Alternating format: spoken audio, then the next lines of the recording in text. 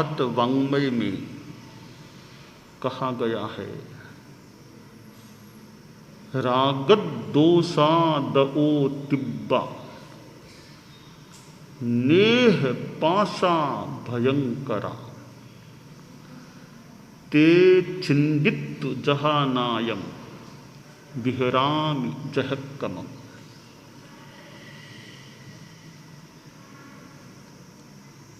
हमारे भीतर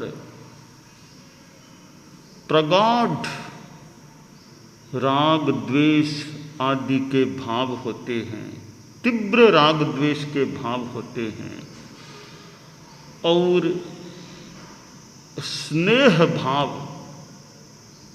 जो कुछ मोह के रूप में होता है, अति मोह के रूप में, तो वह एक पाश बन जाता है, जाल पाश बन जाता है। इस पाश को कोई छिन्न कर दे, काट दे, तो एक विशेष अपर यानी एक सीमा पार के आनंद का जगत प्राप्त हो सकता है। राग द्वेष और वह स्नेह एक पाश है। पाश में बंधा हुआ प्राणी कष्ट पाता है, कष्ट पा सकता है। जब पाश से मुक्त हो गया, उसे दुख मुक्ति की अनुभूति हो सकती है। राग और द्वेष हमारे साथ अनंत काल से जुड़े हुए हैं। यानी हम लोग जो प्राणी हैं, अतीत में ऐसा कभी समय हुआ ही नहीं जब हमारी आत्मा के साथ राग द्वेष नहीं रहे हों।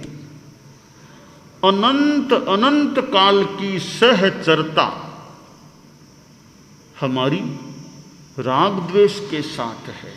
ठीक है, कभी कम हो जाए, कभी ज़्यादा हो जाए, परंतु राग द्वेष का अस्तित्व हमारे भीतर हमेशा था।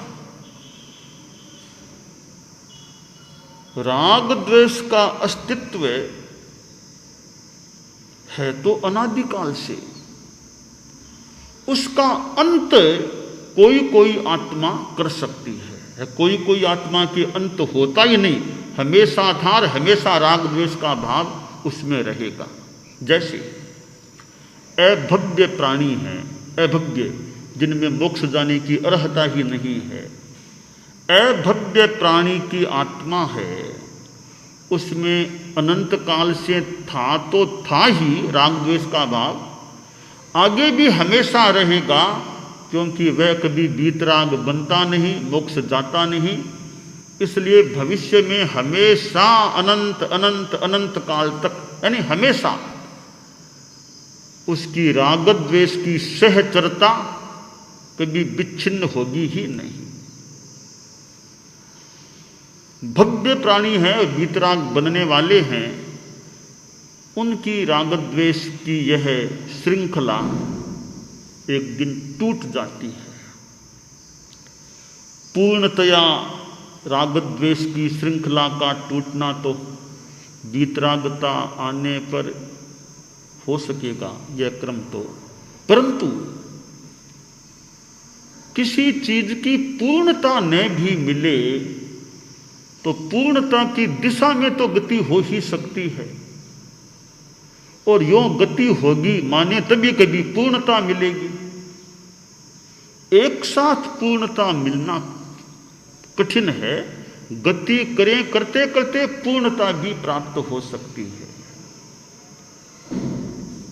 ऊपर जाना है तो सीढ़ियों पर मान लो चलेंगे, तो पहले सीढ़ियां चढ़ेंगे, पहली दूसरी तीसरी, तो फिर ऊपर की मंजिल आ पाएगी।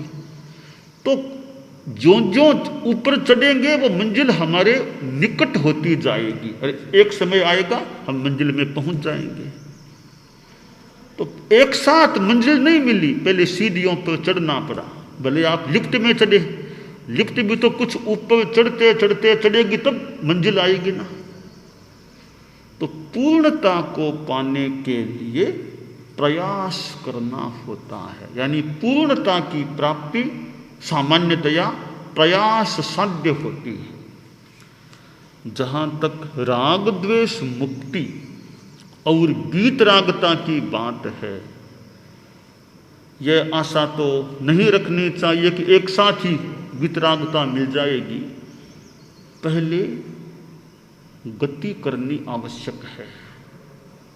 गति धीमी हो सकती है, पर गति करें तो सही, कुछ तो दूरी पटेगी ना गति करेंगे तो। गति करते करते प्रगति हो सकती है और मंजिल प्राप्त हो सकती है।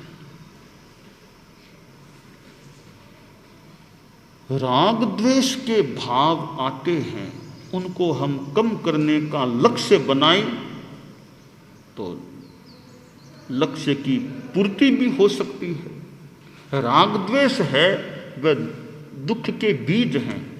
आगम उत्तरध्ययनानी में कहा गया है, रागो ये दोषो वीय कम्म बीयम कम्मम च मोह पभवं वयंती कम्मम च जाई मरणस्य मूलम दुखम च जाई मरणं वयंती। राग द्वेष कर्म के बीज हैं। जितने भी पाप कर्म लगते हैं उनके मूल में राग द्वेष होते हैं। राग द्वेष नहीं है, कोई पाप कर्म का बंध हो नहीं सकता।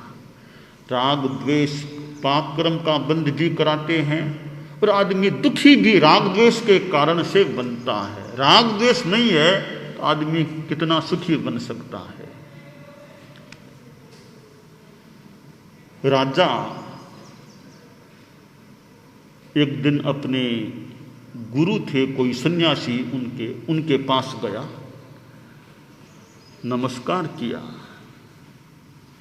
बोला महाराज इस बार तो काफी लंबे समय के बाद आपके दर्शन करने आ सका हूँ। प्रायः हर वर्ष आता हूँ, इस बार कुछ समय ज़्यादा हो गया है। सन्यासी ने कहा ठीक है, तुम बड़े व्यस्त आदमी हो, इतना बड़ा दायित्व है राज्य संचालन का, तो कोई बात नहीं, लेट हो गया कोई बात नहीं।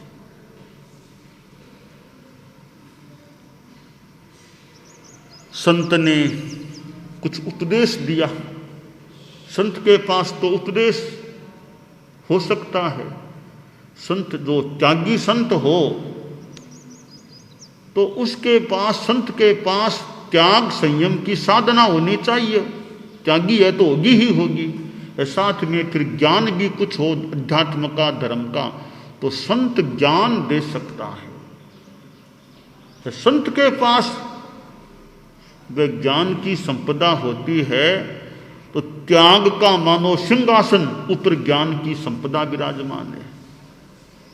ज्ञान कहाँ विराजमान है? एक तो गृहस्थ के पास भी मान लो कुछ ज्ञान है कई विषयों का, पर संत के पास ज्ञान है तो ज्ञान त्याग के साये में है या त्याग के सिंहासन के ऊपर है। तो उस ज्ञान की और शोभा होती है जो संत के पास होता है। तो संत ने कुछ ज्ञान की बातें, शास्त्र की बातें बताई। उन बातों को सुनकर के राजा बोला कि गुरुदेव, थोड़ी मन की बात, अंतर मन की बात भी बताना चाहूँगा, कि आप तो गुरु हैं, अब गुरु से तो क्या छिपाना है, गुरु से क्या छिपाना, मन की बात बताने की गुरु को बता देनी चाहिए, जो बताने लायक हो, तो गुरु के लायक हो। राजा बोला गुरुदेव, मन बड़ा अशांत रहता है, इतना साम्राज्य मेरे पास है, इतनी संपदा है, इतना रोब है, ठाट बाट है, ठकुराई है, ये चीजें हैं। लोग तो मुझे मानते हैं बहुत सुखी, बहुत सुखी, ठीक है, एक दृष्टि से सुखी हूं भी, मन में शांति नहीं रहती है, चैन नहीं रहती है, मन का आनंद नहीं है। खाता हूं तो मेरे लिए बढ़िया से बढ़िया चीजें प्रस्तुत की जाती है भोजन में, तो खाते समय भी शांति नहीं। सोता हूं, बढ़िया व्यवस्था सोने की, अच्छे पल्यम सब व्यवस्थाएं हैं, सो जाता हूं, नींद बढ़िया नहीं आती है। तब मन में आता है कि मैं राजा तो भी शांति से नींद नहीं ले पाता और मेरे नौकर चाकर आराम से सोते हैं, तो राजा मैं हूं या वे हैं? वो तो आराम से नींद ले रहे हैं, कोई चिंता नहीं, 6-7 घंटा सोते हैं, मुझे 3-4 घंटा भी नींद नहीं आती, कितनी बार नींद टूटती रहती है, अशांति सी रहती है। यह मेरी अंदर की स्थिति है। और गुरुदेव कारण कि अब इतना बड़ा राज्य है तो यदा कदा स्थितियां समस्याएं कुछ आती रहती है, वे आती हैं तो फिर मन प्रभावित हो जाता है, वो दिमाग में असर हो जाता है, क्या करना, सोते टाइम भी बस उसका क्या करना, वो दुख, अशांति और दायित्व भी जो दिया गया है, बस आप संतों का आशीर्वाद बना रहे, पथ दर्शन मिलता रहे, मिल रहा भी है। यह मेरा सौभाग्य है कि आप जैसे गुरु मुझे प्राप्त हैं, आप जैसे गुरु की मानो एक छत्र छाया मुझे प्राप्त है, तो काम चल रहा है। तो मन की अशांति है वो मैंने आपके चरणों में रख दी है, तो मैं यह सोचता हूं अब यह अशांति मैंने आपके चरणों में भेंट कर दी है, अब मेरे पास यह नहीं आनी चाहिए। संत ने कहा देखो राजन, समस्या और दुख एक नहीं है। पुनः सुन लो, समस्या और दुख एक नहीं है। समस्या का होना अलग बात है, मानसिक दुख का होना अलग बात है। समस्या होने पर भी आदमी शांति में रह सकता है। देखो, समस्या का समाधान खोजने का प्रयास किया जा सकता है। कई बार प्रयास करने पर भी समाधान पूरा नहीं मिले, कोई बात और समाधान का प्रयास करो जितना उचित हो। तो समाधान का प्रयास करना अलग बात है, मन पर भार होना, दुखी होना, अशांत होना वो अलग बात है। यह जरूरी नहीं है कि समस्या आने पर आदमी दुखी होगा ही होगा। समस्या और दुख का अविनाभावी संबंध नहीं है कि समस्या के बिना दुख नहीं, दुख के बिना समस्या नहीं, यानी दुख अलग है, समस्या अलग है। समस्या के होने पर भी दुख का होना कोई जरूरी नहीं है। समस्या निमित्त बन सकती है दुख में, तो जरूरी नहीं कि निमित्त बने ही बने। निमित्त को दूर रखा जा सकता है। मूल तो उपादान है, उपादान तो भीतर की शक्ति है। तो तुम यह समझो कि समस्या अलग है, दुख अलग है। मैं समस्या से प्रभावित क्यों बनूं, समस्या को जानूं, देखूं और समाधान का भले प्रयास करूं, तो समस्या से प्रभावित नहीं होना है। और देखो, हम साधु लोग तो समता की बात कहते हैं। समया धम्म मुदाहरे मुनि, समता को धर्म बताया है मुनि ने, भगवान ने। समता धर्म की व्याख्या मुनि को करनी चाहिए। सुख और शांति का आधार है समता, राग द्वेष मुक्त रहना। देखो, तुम्हारा राज्य है, कभी कभी बहुत अनुकूलता, बहुत विकास की चीजें भी होती हो, क्या होती है महाराज? होती है। देखो, अनुकूलता होने पर ज्यादा अति खुशी नहीं करनी चाहिए।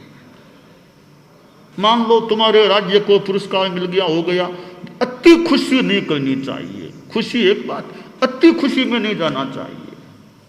और प्रतिकूलता आ जाए, ज्यादा दुख भी नहीं। ठीक, आ गया तो आ गया, आ गया तो आ गया, देखते हैं क्या करना, सोचते हैं, बस दिमाग पर भार नहीं। भार करना ही हो ना, 1-2 घंटा तय कर लो, उस टाइम भार करना, बाकी भार नहीं करना। मान लो चिंता की या चिंतन की जो भी बातें हैं, दिन में 1 घंटा 2 घंटा तय कर लो कि इस टाइम मुझे ध्यान देना है। उस टाइम भले जितना सोचना हो सोच लो, चिंतन करना कि थोड़ी बहुत चिंता जो भी करना हो कर लो। वो किया, 1-2 घंटा बीता, जो निर्णय करना सो किया, अब निश्शेषम काम हो गया, अब दिमाग पर भार नहीं, अब दिमाग निर्भार हो जाए। तुम रात को सो ना, सोने से पहले सोचा करो भी जो आज का काम करना था, बात करनी थी, मीटिंग करनी थी, निर्देश देना था, वो सब हो गया, जितना होना था उतना हो गया। अब निश्शेषम काम संपन्न है, अब नींद में जा रहा हूं, सोना है, अब लेटने का समय है, अब दिमाग पर कोई भार नहीं। सोने से पहले पहले एक तरह से मोटा मोटी सारी बातों को दिमाग से मानो निकाल के रख देना चाहिए। जैसे सोते समय कई बार कोट आदि को उतार करके रख देते हैं, अब सोना, अब तो कोट आदि उतार दो, अब सोना है। इसी प्रकार दिमाग में जो करने आदि की बातें, यह करना वो करना बातें हैं, अब सोना, अब उन बातों को निकाल के रख दो, अब कल फिर देखते, अभी आराम से सोएंगे। यूं दिमाग को खाली करके सोया करो, फिर देख कितनी बढ़िया नींद आती है। भोजन करना है तो भोजन करना, तो उस टाइम बातों को छोड़ो। एक बार मानो कि दिमाग की बातें एक बार दूर रख दिए, अभी तो खाना खाना है, अभी और बातें बाद में देखते हैं, अभी कोई बातों पर ध्यान नहीं देना। यूं मन को निर्देश दे दो, समता समता, शांति शांति, कोई राग द्वेष में नहीं, शांति रखो। राजा बोला कि गुरुदेव आपका बड़ा सुंदर पथ दर्शन प्राप्त हुआ है और मैं प्रयास भी करूंगा, और कोई आप प्रयोग कोई फरमाओ तो प्रयोग भी साथ में करता रहूं। संत ने कहा प्रयोग ठीक है, बस श्वास पर मन को जोड़ दिया, जब कभी टाइम मिले लंबा श्वास, लंबा श्वास। काम किया, बीच में थोड़ा 2-4 मिनट के लिए रिलैक्स होकर लंबा श्वास। श्वास लेते समय समता समता, छोड़ते समय कि राग द्वेष के भाव मानो बाहर जा रहे, समता भीतर जा रही है। श्वास लिया, समता भीतर जा रही है, समता भीतर जा रही है। श्वास छोड़ते समय राग द्वेष के भाव श्वास निकलने के साथ मानो बाहर निकल रहे हैं। तो लंबा श्वास और यह अनुप्रेक्षा, लेते समय समता, छोड़ते समय राग द्वेष का बहिर्गमन। यूं यदा कदा प्रयोग करते रहा करो। दीर्घ श्वास, यह समता का गमन भीतर, राग द्वेष का निर्गमन बहिर्गमन। राजा बोला गुरुदेव बस बहुत धन्य हो गया मैं, आज दर्शन भी मिल गए, बहुत लंबे समय के बाद दर्शन हुए। और आपने जो एक गुरु होने के नाते, गुरु से जो मुझे अपेक्षा थी, वो अपेक्षा भी मेरी पूरी होगी। दर्शन ही नहीं मिले, हालांकि आपके दर्शन भी मेरे लिए तो बहुत तृप्ति का विषय है, संतोष का विषय। तो आपने तो साथ में मुझे पथ दर्शन भी ऐसा दे दिया, ऐसी खुराक दे दी, ऐसा पोषण दे दिया कि मैं तो धन्य धन्य कृतकृत्य हो गया ऐसे गुरु को पाकर, कि जिन्होंने मुझे एक राज्य संचालन की विधा भी एक तरीके से बता दी कि कैसे समता शांति में रहना, और एक साधना की भी बात बता दी, समता का भीतर में जाना, राग द्वेष का बाहर निकलना। मैं जरूर प्रयोग करने का प्रयास करूंगा। और राजा रवाना हो गया, और जैसा गुरु ने पथ दर्शन दिया वैसे प्रयास किया, प्रयोग किया। अगली बार 12 महीनों बाद फिर राजा जब दर्शन करने गया अपने गुरु के, फिर थोड़ी बातचीत की तो राजा ने कहा गुरुदेव पिछली बार जो आपने पाथेय मुझे दिया था वो मेरे लिए बड़ा कारगर सिद्ध हुआ है, बड़ी मुझे शक्ति मिली है, मनोबल बढ़ा है, शांति बढ़ी है। अब राज्य के संचालन में लगभग प्राय कोई अशांति की बात नहीं होती, नींद भी ठीक आ रही है, भूख भोजन सब ठीक हो रहे हैं, और काम करता हूँ, बस काम करता हूँ, पर मन में कोई ज़्यादा कोई तनाव भार वो नहीं होता है। ये आपके उस पाथेय का मानो प्रताप है, ऐसा मेरा मंतव्य है। राग द्वेष के भाव जितने हमारे कम रहेंगे, जितने राग द्वेष से हम मुक्त रहेंगे। किसी ने कुछ कह दिया, कोई बात नहीं, कोई बात नहीं, कोई बात नहीं, शांति रखो, शांति रखो, शांति रखो। देखो कई लोग बात को बढ़ाने वाले, कि उन्होंने ऐसा कह दिया, ऐसा कह दिया, आप ऐसा कर दो, ऐसे कहने वाले लोग भी कहीं मिल सकते हैं। उनकी बात सुन ली, कोई बात नहीं, कह दिया तो कह दिया, कर दिया तो कर दिया, अपने शांति रखो। जो कुछ आवश्यक करनी होगा करेंगे, बाकी शांति रखो, बस समता भाव रखो। समता बड़ी चीज है, समता सुख की लता है, इसमें रहो, समता में रहो, और समता में रहने वाले बड़े सुखी होते हैं। आप लोग जैन श्रावक लोग, हमारे तेरापंथी श्रावक श्राविकाएं सामायिक करते हैं, और शनिवार की भी सामायिक का विशेष एक महत्व रखा गया है। शनिवार की शाम 7 से 8 के बीच सामायिक का अभ्यास, वो भी यथासंभव चलते रहना चाहिए। शनिवार की शाम 7 से 8 के बीच सामायिक का अभ्यास, और उसमें फिर तेरापन प्रबोध का स्वाध्याय या और कुछ स्वाध्याय आदि। तो सामायिक भी एक समता का अभ्यास है। धर्म है समता, विषमता पाप का आधार है। जैन शासन के निरूपण का यही बस सार है। त्याग कर सावध्य चर्या, सुखद सामायिक करूं, लीन अपने आप में हो, मैं भवोदधि को तरूं। तो समता की साधना यह सामायिक की साधना है। तो सामायिक के दौरान तो एकदम मानो समता मूर्ति बन जाए आदमी, समता मूर्ति। सामायिक में तो समता मूर्ति, न कोई गार्हस्थ्य की बातें, न सांसारिक और कोई चीज़ों में मन, बस अपनी समता की साधना। तो समता की साधना हम करें, अभ्यास करें। आज यहाँ हैं, एक कदम आगे बढ़ने का प्रयास करें, एक कदम आगे बढ़ें, फिर एक कदम आगे बढ़ें। यूँ कदम दर कदम बढ़ते बढ़ते हम मंजिल तक भी पहुँच सकेंगे, मंजिल को प्राप्त भी कर सकेंगे। हमें चलने का प्रयास करना चाहिए। दानान सिद्धम अभयपयाणम सच्चेषु या अणवज्जं वयन्ति, तवेषु या उत्तम बंधचेरम लोगुत्तमे समणे णाय पुत्ते।